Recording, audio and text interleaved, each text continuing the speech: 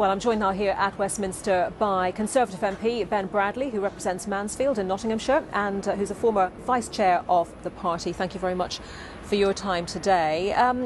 What are your thoughts as we head into these 5 days of debate? We've been talking about this morning, you know, five days, 8 hours per day.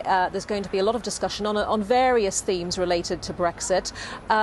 You oppose the Prime Minister's deal, don't you? Do you think your mind can be changed?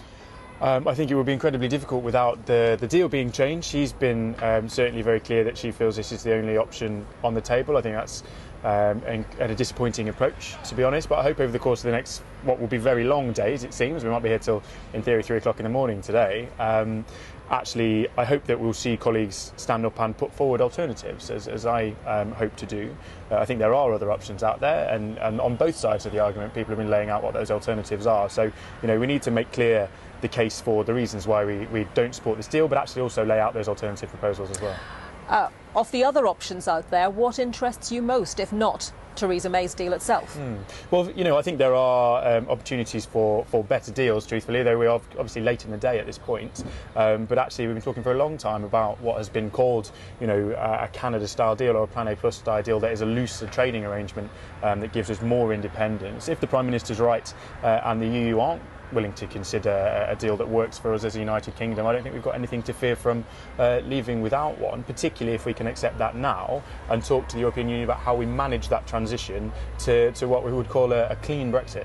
And as for the idea that's been talked about today off the back of this opinion from the Advocate General at the ECJ of the UK staying in the EU on its current terms, is that viable for you? I don't think it's necessarily relevant. I'd like to think we're not cancelling Brexit.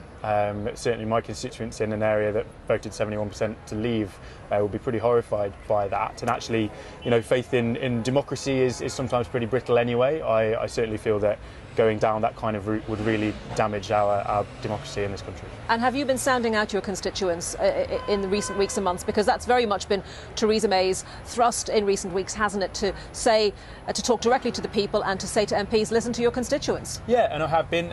It's been interesting. We've had a lot of discussion about, you know, go and talk to business in particular. I have a business lunch that meets regularly. We sat down with Ken Clark not so long ago, and Ken got a bit of a pasting about how those businesses wanted to leave the European Union, actually.